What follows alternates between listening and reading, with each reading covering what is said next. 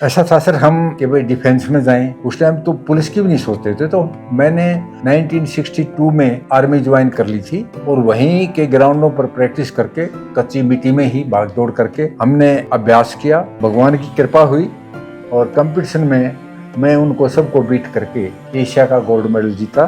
तो बहुत ही खुशी की बात थी और सारे ही कंटिजेंट ने मुझे शाबाशी दी, सिर आंखों पर बिठाया, बहुत सराहना की। ओपनिंग गोल्ड का एक अलग ही महत्व होता है। देश का जो खाता है वो गोल्ड से खुला है। गोल्ड से खुला। जब हम जाट रेजिमेंट में भर्ती हो गए उसके बाद पूरा ही फोकस जो है ना हमारा गेम पे चला गया। तो मतलब उससे पहले गांव में ऐसा कोई माहौल नहीं था। हमारे साथ खुशीराम जी एक बास्केटबॉल के अच्छे प्लेयर होते थे, जो रिंग होता था बास्केटबॉल का, उसके अंदर प्रेस करते थे बॉल को। तो मेरा ये उद्देश्य होता था कि मैं इसको पांव से छूं। कई बार बास्केटबॉल रिंग को फौज के लिए हर फौजी जो है ना, भाई देश की कोई लड़ाई हो या कोई भी जो है ना मतलब टास्क हो, उसके लिए बढ़ चढ़ के हिस्सा लेता है और मरने के लिए भी अपने आप को जो है ना अग्रिम पंक्ति पर खड़ा पाता है। तो बाकी भी जो खेलों में हमारे जाट रेजिमेंट का काफ़ी शौक था, तो उसमें प्रैक्टिस करते हुए मैं पहले ही साल में सर्विसेज के अंदर फर्स्ट हो गया। पूना में हुई सर्विसेज, तो 63 में, 62 के तो गेम हुए नहीं, तो 63 में मैं फर्स्ट हो गया। तो उससे काफ़ी प्रेरणा ले। हमारे समय में तो सिर्फ एक हमारे सीनियर ऑफिसर से या हमारे साथियों से जो बधाई मिलती थी वही हमारा इनाम था। बाकी ना तो एशियन गेम में जीतने पर, ना नेशनल में जीतने पर कोई भी कैश अवार्ड हरियाणा सरकार द्वारा मिलता नहीं था।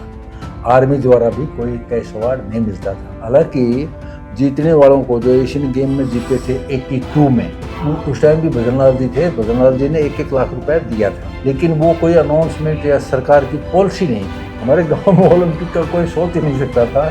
तो पहले ओलंपियन तो बनने ही थे और उसके बाद ये हमारा जो सफ़र है वो लगातार चलता रहा। नमस्ते दोस्तों, मैं सौरभ दुग्गल आप सबका स्वागत करता हूं स्पोर्ट्स गांव में। आज हम फरीदाबाद में हैं और आपको मिलवा रहे हैं हरियाणा के पहले Asian Games medallist Bhim Singh ji से। हरियाणा 1 नवंबर 1966 में बना और दिसंबर में जब एशियन गेम्स हुई तो इंडिया का जो पहला गोल्ड मेडल आया ओपनिंग डे दिसंबर 9 को, वो भीम सिंह जी का आया हाई जंप से। और भीम सिंह जी भिवानी के धनाना गांव के रहने वाले हैं। तो इस तरह हरियाणा के जो पहले एशियन गेम्स मेडलिस्ट हुए वो भीम सिंह जी हुए और उन्होंने हरियाणा को एक रिकॉग्निशन दी एशियन गेम्स गोल्ड मेडल से। सो 1966 से आज 2025 हो गई है। हरियाणा एक स्पोर्टिंग पावर हाउस के नज़र से देखा जाता है और इसमें भीम सिंह सर और इस तरह के और जो महान खिलाड़ी हैं उनका बहुत बड़ा योगदान है। भीम सिंह सर, आपका स्पोर्ट्स गांव में स्वागत है। धन्यवाद, बहुत बहुत शुक्रिया sir. 1966 Asian games opening day जो पहला इवेंट था वो हाई जंप था और उसमें आपने देश को जो है गोल्ड मेडल दिया। जी हाँ। तो 1966 का जो सफ़र आपका गांव धनाना भिवानी से, कि उस सफ़र के बारे में बताएं। ऐसा था सर, हम खासकर जाटों में ये रहा है कि भाई डिफेंस में जाएं। उस टाइम तो पुलिस की भी नहीं सोचते थे, तो मैंने 1962 में आर्मी ज्वाइन कर ली थी, जाट रेजिमेंट सेंटर बरेली, और वहीं के ग्राउंडों पर प्रैक्टिस करके कच्ची मिट्टी में ही भाग दौड़ करके हमने अभ्यास किया और बहुत ही कम समय में पहले हमने कॉमनवेल्थ गेम में भाग लिया और उसके बाद भी जो है ना छोटे मोटे एशियन लेवल के तो नहीं, लेकिन कंपटीशन जीतते रहे और सुनहरा मौका मिला हमें 5वें एशियाई खेल बैंकॉक में हाई जंप में पार्टिसिपेट करने का। ओपनिंग डे के अंदर ही जो है ना मतलब ओपनिंग डे पर था हाई जंप। तो उसमें मुझे असल में जापानी हाइट वगैरह में हमारे से कद काठी में कमज़ोर पड़ता था और दूसरे भी जो ना एक ईरानी था तैमूर ग्यासी, वो भी उतना नहीं था, हालांकि मेरे बराबर ही हाइट थी उसकी, बाद में वो 66 में गोल्ड मेडल उसने जीता था, 70 में 1970 में गोल्ड मेडल जीता था उसने। तो मुझे विश्वास था और हम प्रैक्टिस कर रहे थे उस टाइम भी, वो भी कर रहे थे, तो मेरे को माइंड से तो मैंने हारना नहीं है। और कुछ भगवान की कृपा हुई और कंपटीशन में मैं उनको सबको बीट करके 2.5 मीटर हाई जंप करके एशिया का गोल्ड मेडल जीता। तो बहुत ही खुशी की बात थी और सारे ही कंटिजेंट ने मुझे शाबाशी दी, सर आँखों पर बिठाया। मेहता जी हमारे चीफ एडमिशन थे एशियन गेम के टाइम में, तो उन्होंने बहुत सराहना की। ओपनिंग गोल्ड का एक अलग ही महत्व होता है, देश का जो खाता है वो गोल्ड से खुला है। गोल्ड से खुला। दूसरी बात ये थी कि वो बातें शायद प्रैक्टिस के दौरान की 1-2 बार हमने कही होंगी वहाँ की ग्राउंडों में जो की थी, तो माँ बहन से तो मैं नहीं हारूंगा, या जो है ना वो एक कम मतलब एक कॉन्फिडेंस के तौर पर मुझे most confident athlete of Asian game का के उपाधि से भी नवाजा गया। तो बेसिकली 1966 एशियन गेम्स में ओपनिंग गोल्ड आपका था हाई जंप में, और एशियन गेम्स में मोस्ट कॉन्फिडेंट एथलीट से भी जो है आपको निवासा गया, सम्मानित किया गया। हाँ। तो सर जब अगर हम इससे पहले की बात करें आपके गांव धनाना की, क्योंकि आपकी परवरिश पढ़ाई धनाना में ही हुई, भिवानी में। जी हाँ। तो उस समय आपको हाई जंप के बारे में या स्पोर्ट्स के बारे में उतनी नॉलेज थी या उस तरह का माहौल था गांव में या भिवानी शहर में? देखो भिवानी शहर में तो उस टाइम तक कोई ना तो स्टेडियम था, ना ही गांव में कोई स्टेडियम था, लेकिन बहुत से जो हमारे गांव के बाहर तालाब वगैरह थे उनका काफ़ी लंबा चौड़ा मैदान जो है ना कई जगह हमारे गांव में भी अभी भी है। तो वहाँ पर थोड़ा बहुत भागने दौड़ने का, या स्कूल में भी हमारे पास काफ़ी ग्राउंड लंबा चौड़ा ग्राउंड था, हाई स्कूल था हमारा उस टाइम में, आसपास के दूसरे गांव के भी बच्चे वहाँ पढ़ने आते थे। लेकिन पर्टिकुलर गेम हाई जंप की जहाँ तक बात होती है, तो मेरे बड़े भाई जो है मुंशीराम नाम था, वो पहले से आर्मी में थे और वो 6 फीट 1-2 इंच जंप लगाकर वहाँ जैसे सर्विसेज या कमांड की मीट होती है उनमें वो जीतते रहे थे। तो उनसे थोड़ी प्रेरणा हमें मिली। लेकिन जब हम जाट रेजिमेंट में भर्ती हो गए उसके बाद पूरा ही फोकस जो है ना हमारा गेम पर चला गया। तो मतलब उससे पहले गांव में गांव में ऐसा कोई माहौल नहीं था, और स्पोर्ट्स को बेसिकली जो भी खेल कूद था फिटनेस तक ही उसका बस लेवल जो है फिटनेस तक ही, भाग दौड़ कर ली, एक्सरसाइज कर ली, जंपिंग एक्सरसाइज कर ली, स्ट्रेचिंग कर ली, ये तो जो है ना आम बात थी। मेरे अंदर फ्लेक्सिबिलिटी बहुत ज़्यादा थी, मैं बहुत ही मतलब चाहे कोई भी एक्सरसाइज वो करने में सक्षम था, जंपिंग एक्सरसाइज के अंदर भी सक्षम था। शायद आज के युवाओं को यकीन ना हो, मैं हमारे साथ खुशीराम जी एक बास्केटबॉल के अच्छे प्लेयर होते थे, जो रिंग होता था बास्केटबॉल का, उसके अंदर प्रेस करते थे बॉल को। तो मेरा ये उद्देश्य होता था कि मैं इसको पाँव से छूं।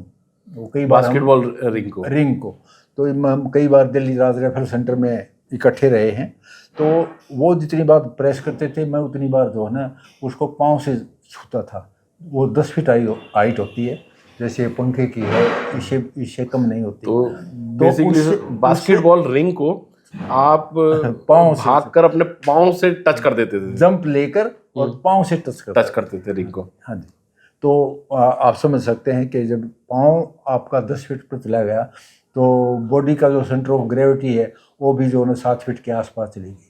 तो मुझे जो है ना भाई जैसे 6.25 फीट की हाइट तो पार की थी एशियन गेम में, तो वो ज़्यादा मुश्किल नहीं लगती थी। और शायद उस टाइम आज के कोचिंग की जो सुविधाएं हैं ये होती तो हो सकता था हम 7 फीट से ऊपर जो जंप उस टाइम में कर सकते थे, ओलंपिक में भी मेडल आ सकता हो सकता था, क्योंकि हमारे अंदर बॉडी में सारी चीज़ें थी जो एक जंपर के लिए या हाई जंपर के लिए होनी चाहिए। तो सर जब आपने आर्मी ज्वाइन करी तो उस टाइम लक्ष्य, क्योंकि हरियाणा में जिस जगह से आप आते हैं वहाँ पे आज भी कोई इंडस्ट्रीज़ नहीं है, तो उस समय भी नहीं थी, तो एक उद्देश्य ये रहता था कि वे नौकरी के लिए फौज ज्वाइन कर ले और घर की खेती तो है ही। हाँ, तो आपका भी उद्देश्य जो है यही रहा, नौकरी का ही उस टाइम रहा। नौकरी का ही। असल में हम सारे ही भाई जो ना करीब करीब 6 फीट हाइट के थे। तो कितने भाई सर आप? 5 भाई थे। जी। अब 2 बड़े भाइयों की डेथ हो गई है। तो सारे ही जो है 6 फुट से ऊपर? हाँ, सारे 6 फीट से ऊपर। एक भाई हमारा चाइना ऑपरेशन 62 के अंदर ब्रिगेडियर होशियार सिंह के ब्रिगेड में थे वो। वहाँ जो ना काफ़ी से ज़्यादा नुकसान भारत का हुआ था। और वो ज़्यादातर जो, क्योंकि ऊंची नीचे और पहाड़ी एरिया था, तो उसमें गुम हो गए पहले ही काफ़ी। उनको पता ही नहीं चला कि हम किधर जा रहे हैं, इंडिया किधर है, पाकिस्तान किधर है, चाइना कहाँ है। पाकिस्तान तो वहाँ नज़दीक नहीं था, लेकिन चाइना थी, तो वहाँ जो एक्सपायर हो गए थे वो 1962 की इंडो चाइना वॉर में। इंडो चाइना वॉर में। तो और वो भी एक प्रेरणा थी हमारे लिए कि भाई परिवार को इकट्ठा रखते हुए हम सारे ही भाई इकट्ठे तो और सर 1962 की वॉर में आपके एक बड़े भाई शहीद हुए। हाँ जी। और 62 में ही आपने फौज ज्वाइन करी। बिल्कुल। तो घर वालों को मतलब एक फौज के प्रति कुछ इस तरह की नहीं थी कि हमारा बेटा की शहादत हुई है, लेकिन फिर भी फौज के लिए एक प्यार था? बहुत ज़्यादा प्यार था फौज के लिए। मतलब एक आप ये समझिए कि हर फौजी जो है ना, भाई देश की कोई लड़ाई हो या कोई भी जो है ना मतलब टास्क हो, उसके लिए बढ़ चढ़ के हिस्सा लेता है और मरने के लिए भी अपने आप को जो है ना अग्रिम पंक्ति पर खड़ा पाता है। तो इस तरह की कोई भावना आती नहीं है कि हम मर जाएंगे तो क्या होगा। भाई देश का नाम तो होगा कम से कम, जो देश को के काम तो आए ना। भाई जीवन मृत्यु तो वैसे भी प्रकृति के तौर पर लिखी हुई है, जो आया तो उसने जाना आया है। हो जाना है। तो उसमें जो है ना एक गर्व से जाए, एक शहीद हो का दर्जा लेकर जाए, तो उसके अंदर अलग ही परिवार को उसका रुतबा होता है। तो सर जब आपने फौज ज्वाइन करी 1962 में, जी हाँ। उससे पहले आपको हाई जंप का कुछ नहीं पता था, तो फिर हाई जंप किस तरह आप हाई जंप के साथ इंट्रोड्यूस हुए? आर्मी में मैंने बताया ना पहले भी कि आर्मी में जाने के बाद वो कुछ भाई से प्रेरणा ली, वो भी जो जंप करते थे। और बाकी भी जो खेलों में हमारे जाट रेजिमेंट का काफ़ी शौक था, तो उसमें प्रैक्टिस करते हुए मैं पहले ही साल में सर्विसेज के अंदर फर्स्ट हो गया। बेंगलोर इसमें पूना में हुई सर्विसेज, तो 63 में, 62 के तो गेम हुए नहीं, तो 63 में मैं फर्स्ट हो गया। तो उससे काफ़ी प्रेरणा ले 64 में फिर नेशनल मीट हुई दिल्ली में, वहाँ भी मेरी इक्वल हाइट पर हम फर्स्ट सेकंड थर्ड हुए। मैं मतलब थर्ड हुआ, लेकिन अच्छी हाइट से 6 फुट 4 इंच करके मैंने ब्राउन मेडल जीता था। मतलब पहले साल ही आपका नेशनल में मेडल आ गया? मेडल आ गया। तो उसके बाद तो फिर जो है ना ये तो लगन हो जाती है भाई, नेशनल में जो रेजिमेंट का कोई भी स्पोर्ट्समैन हो, वो अगर इंडिया में नंबर 1 या 2 3 हो जाता है, तो रेजिमेंट वाले भी उस पर ध्यान देते हैं। अगर फाइनेंशियल नहीं तो वो खाने पीने की चीज़ों के लिए तो उसको कोई कमी नहीं। और फौज की ड्यूटी से छोड़ के स्पोर्ट्स हाँ, की फौज की ड्यूटी से ट्रेनिंग का उसको फ्री करके ट्रेनिंग के लिए वो पूरा मौका देते हैं, और वो मौका हमें मिला। और उसके बाद जो है ना कुछ ही मतलब एशियन गेम्स जैसे जीतने के बाद हम आए, जो 26 जनवरी की परेड होती है 1900 अगले साल जो 64, हाँ 67 में, अच्छा 67 में जब आपने एशियन गेम्स का जीता था, तो हम हमारे को सारों को बुलाया था अग्रिम पंक्ति पर जो है हमारे को खड़े करके मार्चिंग के लिए हम जो है ना यहाँ पर थे। और उसके बाद सर्विसेज की मीट थी हमारी पूना में ही एनडीए के अंदर। तो वहाँ पर सीधे हम जो है यहाँ परेड में शामिल होने के बाद और भी मेरे साथ थे कई एथलेटिक्स थी वहाँ पर सर्विसेज की, तो वहाँ पर पहुँचे। और वहाँ पर मैंने हालांकि कई दिन से प्रैक्टिस छुट्टी हुई थी, लेकिन मैंने नया रिकॉर्ड के बाद साथ 2.06 करके पूना में नया रिकॉर्ड बनाया। और मतलब फिर वो तो आगे भी नेशनल चैंपियन तो हम पहले से ही थे। तो आपसे पहली बार नेशनल टाइटल कब मिला आपको? नेशनल चैंपियन कब बने आप? मैं 65 के जो नेशनल गेम हुए थे बेंगलोर में, उसमें 66 के जनवरी में हुए थे। एशियन गेम से काफ़ी पहले एक साल उसमें आपका गोल्ड मेडल था? हाँ, उसमें मेरा गोल्ड मेडल था। नया नेशनल रिकॉर्ड किया था मैंने 2.01 मीटर। तो उसके बाद जो कॉमनवेल्थ में गए तब दोबारा फिर रिकॉर्ड मैंने ब्रेक किया, 2.03 करके क्वालिफाइंग मार्क था, तो कॉमनवेल्थ में गए। और कॉमनवेल्थ के बाद फिर एशियन गेम में जो दिसंबर में जो हुआ, उसमें पहले ही 2.5 करके मैं यहाँ से गया था, और वहाँ भी मैंने 2.05 किया और नया इंडियन तो रिकॉर्ड। 1966 से लेके कब तक आप नेशनल चैंपियन रहे सर, कौन से साल तक? नेशनल चैंपियन मैं 74 तक, 64 से लेके 74 तक मैं तकरीबन 10 साल के के आसपास आसपास जो है आपका दबदबा रहा पूरा हाई जंप में। हाँ हाई जंप। और उस समय कुछ आपको याद है सर कि आपने कितनी बार अपना खुद का नेशनल रिकॉर्ड तोड़ा, नया रिकॉर्ड बनाया? कम से कम 6-7 बार मैंने अपना नेशनल रिकॉर्ड बार बार तोड़ के नया रिकॉर्ड बनाता रहा। और फिर उसके बाद एक बहुत ही मतलब वर्धक हमें जो है प्रेरणा मिली कि हमारे को भारत सरकार द्वारा अर्जुन पुरस्कार के लिए चुन लिया गया। और हमें 67 का जो अर्जुन पुरस्कार है वो डॉक्टर जाकिर हुसैन, जो पीछे फोटो लगी हुई है, वो उन द्वारा जो है जाकिर हुसैन द्वारा राष्ट्रपति भारत सरकार द्वारा दिया गया। तो बहुत जल्दी अर्जुन पुरस्कार भी मतलब अगले ही साल मिल गया। तो वो तो एक और प्रेरणा तो मिली ही उससे, और कुछ करने के लिए ज़्यादा फर्दर मोटिवेशन मिला। और प्रैक्टिस में भी फिर बढ़ चढ़ कर जो है ज़्यादा अभ्यास करते थे। तो सर जब 66 में आपका एशियन गेम्स में गोल्ड आया, क्योंकि आज अगर हम हरियाणा की बात करें तो एशियन गेम्स गोल्ड में 3 करोड़ रुपए का कैश अवार्ड मिलता है। गवर्नमेंट ऑफ इंडिया भी काफ़ी अच्छा कैश अवार्ड देती है एशियन गेम गोल्ड मेडलिस्ट को। तो आपके समय में कोई कैश अवार्ड स्टेट या सेंटर से अलग से मिलता था कि एशियन गेम्स में गोल्ड सिल्वर ब्रॉन्ज के लिए? हमारे समय में तो सिर्फ एक हमारे सीनियर ऑफिसर से या हमारे साथियों से जो बधाई मिलती थी वही हमारा इनाम था। बाकी ना तो एशियन गेम में जीतने पर, ना नेशनल में जीतने पर कोई भी कैश अवार्ड हरियाणा सरकार द्वारा मिलता नहीं था। आर्मी द्वारा भी कोई कैश अवार्ड नहीं मिलता था। हाँ, थोड़ी हमारे को सुविधा ज़रूर मिल जाती थी, चाहे वो प्रैक्टिस के लिए हम फ्री होते थे और मतलब उसमें ज़रूर योगदान रहता था। लेकिन कैश अवार्ड जो है ना, ये हमने अपनी कोशिश, जब मैं रिटायर हो गया और मैं राय स्कूल में था, तो तब से हमने जो है ना एक थोड़ा उद्देश्य दिल में जो है एक ये जागृति कुदरत की तरफ से समझिए, या आपस में हमारे कई स्पोर्ट्समैन थे जिसके अंदर मास्टर चंदगी राम भी, बास्केटबॉल वाले जो है ना अभी मैं बता रहा था, खुशीराम जी, और बलवंत सिंह बल्लू, मेहताब सिंह, पुराने स्पोर्ट्समैन थे जो एशिया में भी सिल्वर, ब्राउन और गोल्ड मेडल जीतते रहे थे। तो उसमें उनके साथ जो है मिलकर हमने एक बार 74 में नहीं 95 में नेशनल गेम में यहाँ पर फरीदाबाद में हुए थे वो नेशनल गेम। उसमें भजनलाल के सामने ये डिमांड रखी थी कि हमारे खिलाड़ियों ने जो नाम किया है उसके एवज में आप अगर उनको पेंशन के रूप में पेंशन लगा दें और दूसरी सुविधाएं दें, तो हमारे भारत में हमारा स्टेट का नाम और ज़्यादा रोशन होगा। मतलब बेसिकली सर जो हरियाणा के पहले के खिलाड़ी रहे उनका एक बहुत बड़ा कंट्रीब्यूशन रहा कि हरियाणा में नए जो खिलाड़ी, आने वाले खिलाड़ी हैं, उनके लिए कैश अवार्ड जो है कि गवर्नमेंट मिले। हाँ, तो उस टाइम तक कैश अवार्ड ज़्यादा नहीं था। हालांकि जीतने वालों को जो एशियन गेम में जीते थे 82 में, उस टाइम भी भजनलाल जी थे, भजनलाल जी ने 1-1 लाख रुपया दिया था 82 एशियन गेम में। 82 एशियन गेम में, लेकिन वो कोई अनाउंसमेंट या सरकार की पॉलिसी नहीं थी।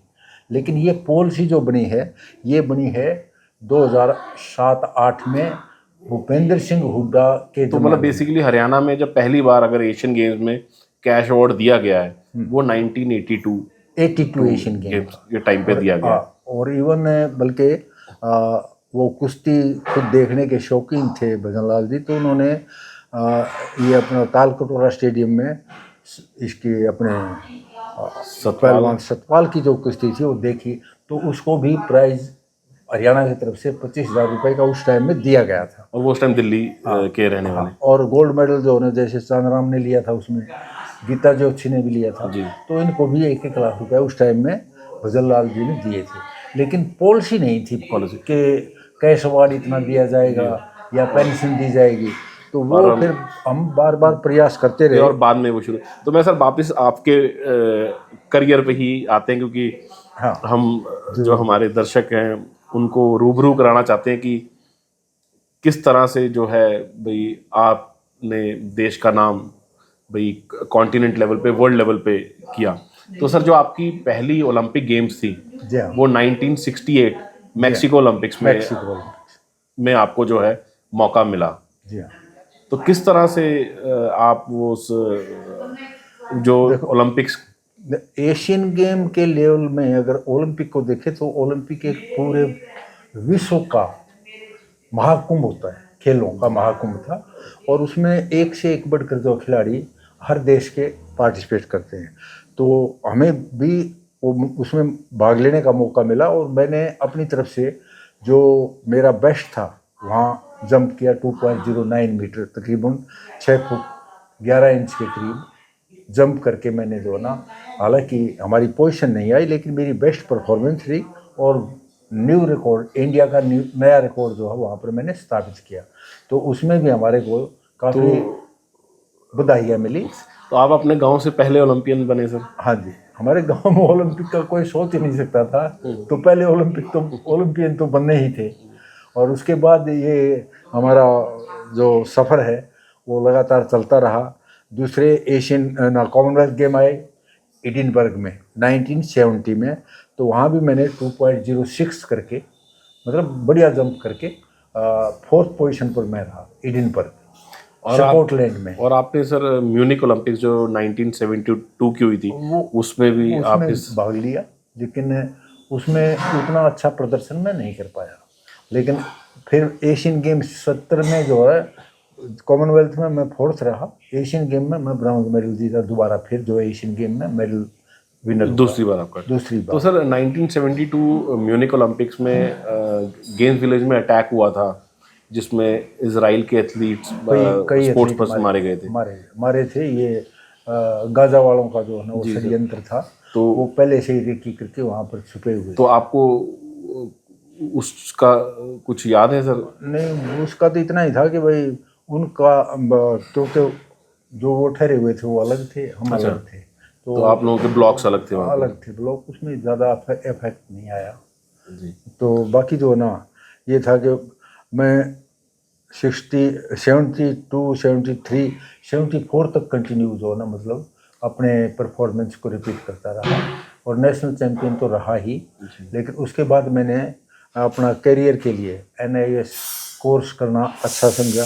74, 75 में मैंने NIS किया, और फिर जो मैं सर्विसेज टीम का नेशनल टीम के साथ एज ए कोच के तौर पर भूमिका थोड़ी सी चेंज हो गई। और सर जब आपका बर्थ हुआ या जब आप बड़े हुए तो जो हरियाणा उस टाइम एग्जिस्ट नहीं करता था? नहीं, तो अनडिवाइडेड पंजाब का हिस्सा था। हरियाणा नाम को हम जानते ही नहीं थे उस टाइम। बाद में हरियाणा, तो जब पंजाब ने ये कहा कि भाई इसके पंजाब के 3 भाग कर रहे हैं, हिमाचल, हरियाणा और पंजाब, तब जो हरियाणा का अस्तित्व में 66 में आया। तो उसके बाद जो ना, जैसे हरियाणा के स्पोर्ट्समैनों ने आगे चल के, अगली हमारी पीढ़ी ने इतना अच्छा प्रदर्शन किया कि आज हम, जबकि पहले पंजाब एक खेलों का पावर हाउस होता था, या ये समझो कि खिलाड़ियों के नाम से जाना जाता था, लेकिन आज हरियाणा खेलों के नाम से पूरी दुनिया में जाना जाता है। और भारत में तो खासकर, चाहे वो किसी भी गेम हो, चाहे कबड्डी हो, रेसलिंग हो, एथलेटिक्स हो, हॉकी हो, और भी कोई भी गेम हो, उसमें हरियाणा का जो बहुत ज़्यादा कंट्रीब्यूशन आज के युग में हुआ है। तो सर अगर मैं 66 से पहले की बात पे जाऊं तो जो हरियाणा वाला हिस्सा, क्योंकि उस टाइम पंजाब का ही पार्ट था, वो स्पोर्ट्स में उतनी फैसिलिटीज़ नहीं थी, क्योंकि पंजाब तो उस समय भी एक पावर हाउस था। पटियाला, जलंधर, अमृतसर, जैसे जलंधर के पास गांव है एक संसारपुर, तो वहाँ की हॉकी टीम में वहाँ के जो है ना कम से कम 5, 6, 7 खिलाड़ी इंडियन टीम के अंदर हमेशा होते थे। तो वो संसारपुर जो है हॉकी का एक पावर हाउस जो है ना, मतलब वहाँ माना जाता था। आज हमारी एक लड़की जो बड़ा अच्छा करी है सोनीपत में, प्रीतम शिवाज, तो वो भी जो है ना तकरीबन जो है ना 6-7 लड़कियाँ उसकी इंडिया टीम में खेल रही हैं। क्योंकि सर उससे पहले शाहबाद एक बड़ा नाम रहा, शाहबाद का हॉकी में काफ़ी अच्छा नाम रहा, खासकर वुमेन्स हॉकी में। और अब जो है सोनीपत का काफ़ी अच्छा जो नाम है। और खासकर जो हमारी मतलब जीटी रोड बेल्ट या अब वाली जो हम बात करते हैं, जैसे झज्जर, जींद, भिवानी, सोनीपत, रोहतक, ये वाली बेल्ट स्पोर्ट्स पे बहुत अच्छी आगे है। तो लेकिन 66 से पहले यहाँ पे कोई बहुत ज़्यादा स्पोर्ट्स पे ध्यान नहीं दिया जाता था भाई ना। तो उस टाइम से मतलब एक तरीके से ये वाला पार्ट इग्नोर ही था पंजाब के अंदर। पंजाब से जो अलग हुए हम, उस टाइम तक हम इग्नोर ही रहा है ना। तो किसी भी डिस्ट्रिक्ट में आप यूँ सोचो कि 66 से पहले कोई स्टेडियम या कोई ग्राउंड कहीं भी नहीं था। ये हमारी एशिया में जीतने के बाद हमने निकल के देखा है इन डिस्ट्रिक्टों में। तो बस ग्राउंड में ऐसे चुना डाल के लाइन लगा दी, वही बेसिक सा मतलब करके कि भाई स्पोर्ट्स एक्टिविटी हो जाए बस। और मतलब स्टेडियम के नाम पर कुछ भी नहीं होता। तो सर 66 से आपने मतलब एक हरियाणा निवासी होने के नाते गोल्ड मेडल जीता और आपने हरियाणा की स्पोर्ट्स को बिल्कुल पहले दिन से ही देखा है। तो आज लगभग 2025 हो गया है, तो एक काफ़ी लंबा समय हो गया अब हरियाणा को बने। तो किस तरह से अब हरियाणा की स्पोर्ट्स को देखते हैं आप? देखिए, ये जो है ना, हम लोगों ने थोड़ा सा प्रयास किया कि जो भी हमारे मुख्यमंत्री रहे हैं, चाहे भजन लाल जी रहे हैं, उससे पहले जो है ना हमारे जो चौटाला साहब रहे हैं, तो वो वैसे खेलों के प्रेमी थे। उनकी बदौलत भी जैसे हम जो उनसे मिलने गए कई बार जो है ना कोशिश की, तो उन्होंने हमेशा आश्वासन तो पहले से ही मिलते रहे कि भाई हम ये करेंगे। भजनलाल जी ने भी किया, अभय सिंह जी ने, और चौटाला साहब जो ओम प्रकाश जी ने भी जो है ना कई बार आश्वासन दिए, लेकिन वो प्रैक्टिकली जो है ज़मीन पर जो है ना उसका वो नहीं हुआ। फिर हम प्रयास करते रहे, तो उसका नतीजा हमें भूपेंद्र हुड्डा जी से कई बार जो मिलने के बाद 2008 में जब विजेंद्र सिंह ओलंपिक में ब्राउन मेडल बॉक्सिंग में लेके आया, उस टाइम फंक्शन उन्होंने भिवानी में ही भीम स्टेडियम में रखा था।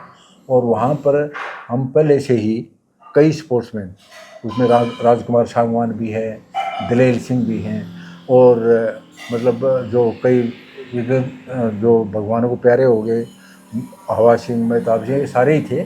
तो मैंने ही प्रस्ताव जो है मतलब दीपेंद्र हुड्डा से मिलकर दिया था कि जी हमारी पेंशन लगाई जाए, भीमावाड़ी की भी, अर्जुनावाड़ी की।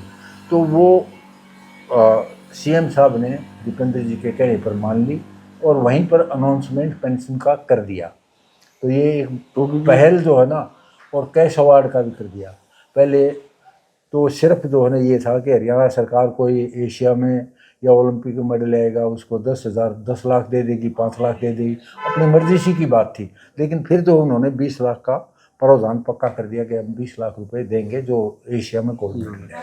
और अगर हम इंडिपेंडेंट इंडिया की बात करें तो पंजाब का ओलंपिक में मेडल जो है देश की आज़ादी के समय से ही आने लगे, उससे पहले भी रहे, और खासकर वो हॉकी का कंट्रीब्यूशन रहता था। और 2008 में अभिनव बिंद्रा का गोल्ड आया। लेकिन अगर हरियाणा की बात करें तो जो हरियाणा का पहला ओलंपिक मेडल हरियाणा बनने के बाद तो वो विजेंद्र का रहा। लेकिन 2008 के बाद जो है लगातार हर ओलंपिक्स में लगभग भाई हरियाणा की मेडल आ रहा है। बिल्कुल। क्योंकि 8 के बाद 12 में योगेश्वर दत्त का रहा, 16 में साक्षी मलिक का हर ओलंपिक में जो है ना 8 के बाद मेडल है। एक दो मेडल जो है ना ओलंपिक में हरियाणा के आते रहे। एशियन गेम में तो आते ही रहे, गोल्ड मेडल भी आते रहे। लेकिन उसके बाद हरियाणा के जो है ना, जैसे ये कैश अवार्ड का भी जो है ना उस प्रभाव था कि भाई हम जो है ना अगर गोल्ड मेडल जीतेंगे तो हरियाणा सरकार हमारे को इतने नगद इनाम देकर सम्मानित करेगी। और ये तो जो कैश अवार्ड का था, ये ज़्यादातर भूपेंद्र हुड्डा जी को ही श्रेय जाता है। जब वो लास्ट में बल्कि हमारी मांग थी उसको पूरा करने वाले भी थे, लेकिन इलेक्शन के बाद वो जो है ना बदली हो गए, सीएम मनोहर लाल जी आ गए। लेकिन वो जाते जाते कैश अवार्ड का ओलंपिक के गोल्ड मेडल को 6 करोड़, सिल्वर मेडल को 3 करोड़ और ब्रॉन्ज मेडल को 2.5 करोड़ जो आज मिल रहे हैं हमारे खिलाड़ियों को, उसका अनाउंसमेंट वो जाते जाते करके गए। हाँ, और सिल्वर वाले को अब 4 करोड़ रुपए हाँ, का इनाम है कि गोल्ड को 6, 4 4 और 2.5 ढाई ऐसा। तो बाकी वो प्रैक्टिकल जो हुआ, हालांकि हुड्डा साहब के टाइम में ऐसा कैश अवार्ड नहीं दिया गया कि भाई 2 करोड़ या 2.5 करोड़ या 3 करोड़, जो भी मेडल जीतते थे उनको ज़्यादा से ज़्यादा 20 करोड़ की धनराशि मिलती थी, 25 लाख रुपए एशियन गेम में ये हाँ ये श्रेय फिर बाद में जाता है मनोहर लाल जी को कि उन्होंने जो भी हरियाणा के जीत कर आए उनको उसी जो घोषणा के अनुसार गोल्ड मेडल को 6 करोड़, जैसे हमारे जो ना नीरज चोपड़ा को 6,000 भी मिले और फिर नहीं 6 करोड़ भी मिले और उसके बाद 4 करोड़ भी मिले, दोबारा फिर वो सिल्वर मेडल जीता। तो ये इम्प्लीमेंट जो हुआ है वो बीजेपी की सरकार में हुआ है और उन्होंने और भी स्पोर्ट्समैनों का हौसला बढ़ाया। और अगर सर हम अब स्पोर्ट्स की बात करें तो आपने जब अपनी एक्टिव खेल के बाद आपका कोचिंग का जो सफ़र है तो आपकी पहली अपॉइंटमेंट मोतीलाल नेहरू स्कूल राई में रही। हाँ जी, Motilal Nehru school of sports Rai में रही। तो कितने समय आप राई स्कूल में? मैं राई वैसे तो 87 के लास्ट में दिसंबर में मैंने ज्वाइन कर लिया था, तो तब से और 90 तक मैं जो है वहाँ पर रहा। उसके बाद मैं फरीदाबाद आ गया और फरीदाबाद में भी नया स्टेडियम हमारे ही हाथों से, उसमें हालांकि घास और झाड़ियाँ खड़ी थी, उसको संवार के हम सेक्टर 12 का जो स्टेडियम है वो, और फिर मेरे साथ जो हमारे होनहार जो खिलाड़ी थे उन्होंने भी बड़ा योगदान किया और उसको बिल्कुल जो है ना एक अच्छा कंपटीशन के लायक जो है ना स्टेडियम बना दिया। नहीं, अब सर हरियाणा बहुत अच्छा कर रहा है स्पोर्ट्स में, और बल्कि अगर इंडिया के स्पोर्ट्स की जब भी बात होती है तो हरियाणा का नाम जो है वो सबसे पहले लिया जाता है। बिल्कुल लिया जाता है जी, एकदम बहुत पहले। और इससे पहले देखो अवार्ड तो हमारे को बहुत मिले, जैसे chief of the staff general Manek Shah थे, उन्होंने मेरे को best services sportsman of the year, वो पूरे साल में एक ही खिलाड़ी को दिया जाता है। 70 का जो अवार्ड था वो मेरे को दिया उन्होंने। 69-70 का जो अवार्ड है वो आपको जनरल मानेक शाह ने दिया और वो काफ़ी मतलब बहुत ही एक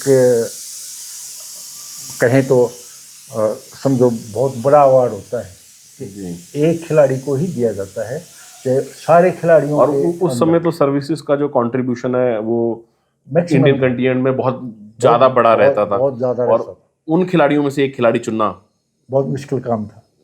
तो चलो वो भी मिला, लेकिन ये था कि हमारा सफ़र बहुत अच्छा रहा और फिर बाद में कोचिंग का भी बहुत अच्छा रहा। राय स्कूल में रहा मैंने, 2-4 स्पोर्ट्समैन बहुत नेशनल लेवल के जो ने तैयार किए, जिसमें विकास शिवरान था, हमारे शिवरान साहब जो एसपी रहे उनका लड़का, तो वो शेफ गेम में भी सिल्वर मेडल जीता राय स्कूल में होते हुए जी। क्योंकि राय स्कूल का बच्चा एथलेटिक्स में नहीं सोचे कि नेशनल फर्स्ट आना बहुत बड़ी बात है, क्योंकि एकेडमिक्स का भी वहाँ प्रेशर रहता था। एकेडमिक का तो रहता ही है, फिर उम्र कितनी होगी, 12वीं तक के बच्चे होते हैं वहाँ पर जी। 12वीं के बच्चे की उम्र आप कितनी 18 साल लगा लो, बस 17-18 साल के। तो उसने नेशनल में भी फर्स्ट हुआ और उसके बाद जो है शेफ गेम ढाका में राई में पढ़ते हुए उसने ये अचीवमेंट उसने हासिल किया। काफ़ी अच्छा जो है मतलब अचीवमेंट था, जिसको कह सकते हैं कि भाई स्कूल के बच्चे के अनुसार उसने बहुत अच्छा प्रदर्शन किया। उसके बाद उसका स्टडी के अंदर जो है ना यूएस में उसको मिल गई थी जो है ना, वहाँ की यूनिवर्सिटी में दाखिला मिल गया। तो फिर हालांकि उसने किया है 2-12, 2-13, 2-15 तक उसने जंप किया है, लेकिन उस लाइन में फिर वो बाहर ही रम गया। तो नहीं सर, स्पोर्ट्स गांव से बात करने के लिए बहुत बहुत धन्यवाद। और भीम सिंह सर जैसे और भी बहुत सारे खिलाड़ी हैं, और ये वो शख्स हैं जिन्होंने देश के लिए भी कंट्रीब्यूट किया, और आज हरियाणा जो पावर हाउस है उसकी फाउंडेशन में इन लोगों का बहुत बड़ा योगदान है। तो मैं अपने साथियों से रिक्वेस्ट करूंगा, जिसने स्पोर्ट्स गांव को सब्सक्राइब नहीं करा है तो प्लीज़ सब्सक्राइब कर लें और नोटिफिकेशन ऑन करना बिल्कुल ना भूलें कि कहीं कोई कहानी आप लोगों से मिस ना हो जाए। धन्यवाद।